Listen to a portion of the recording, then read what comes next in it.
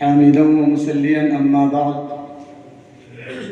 فأعوذ بالله من الشيطان الرجيم بسم الله الرحمن الرحيم يا أيها الناس إنا خلقناكم من ذكر وأنثى صدق الله العظيم. حضرات حکم مستحکم اور رفقائے بز، ملک کے حالات اطمینان بخش نہیں ہے. راستے پرخطر، گلی چوراہے قتل کی آماج گاہ بنے ہوئے ہیں. بھیڑ کے ذریعے انسانیت کی عزت و حرمت کو پامال کیا جا رہا ہے. درخت پودے اور دکان و مکان سب قتل انسانیت کے گواہ ہیں. ایسے نازک حالات میں ضروری ہے کہ ان کے اسباب و وجوہات پر غور کیا جائے اور ملک میں پھیلتی ہوئی بد امنی کے خاتمے کی طرف قدم بڑھایا جائے. حاضرین گرامی قدر، جب ہم بے چینی و بد امنی کے اسباب و وجوہات پر غور کرتے ہیں تو ہمیں سب سے بڑی وجہ یہ دکھائی دیتی ہے کہ آج ہمارے ملک میں اخوت و بھائی چارگی اور الفت و محبت کا فقدان ہے.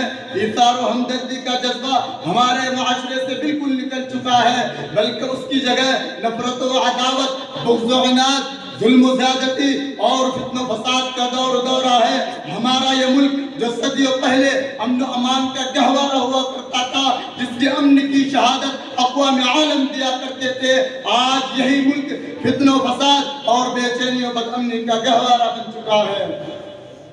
حاضرین گرامی، ایسے نازک حالات میں امن و امان، بھائی چارگی اور الفت و محبت کے قیام کے لیے ضرورت ہے کہ اسلامی تعلیمات کو اپنایا جائے تاکہ ملک ایک بار پھر امن و امان کا گہوارہ بن جائے.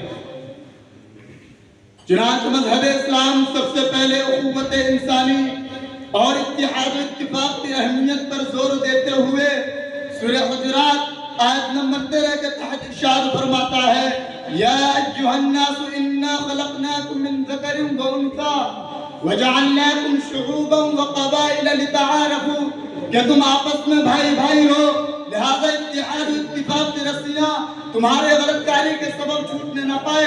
اس میں مزید پختگی پیدا کرتے ہوئے آپسی پیار و محبت اور احساس و اکرام کا معاملہ کرنے کی ہدایت کرتے ہوئے سورہ بنی اسرائیل آیت نمبر 70 میں ارشاد فرماتا ہے: وَلَقَدْ كَرَّمْنَا بَنِي آدَمَ، کہ ہم نے نفس انسانی کو عزت و احترام کا زیور عطا کیا.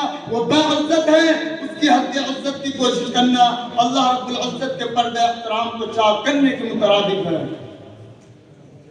حاضرین گرامی، کبھی تو مذہب اسلام پرہ عرض پر امن کی بحالی کے لیے فتن و فساد سے روکتے ہوئے قرآن کریم سورہ اعراف آیت نمبر 56 کے ذریعے پیغام دیتا ہے: وَلَا تُفْسِدُوا فِي الْأَرْضِ بَعْدَ إِصْلَاحِهَا، کہ زمین میں فساد مت پھیلاؤ. مزید اس کی قباحت و شناعت کا تذکرہ کرتے ہوئے سورہ مائدہ آیت نمبر 38 کے ذریعے پیغام دیتا ہے: من قتل نفسا بغیر نفس او فساد فی الارض فکانما قتل الناس جميعا.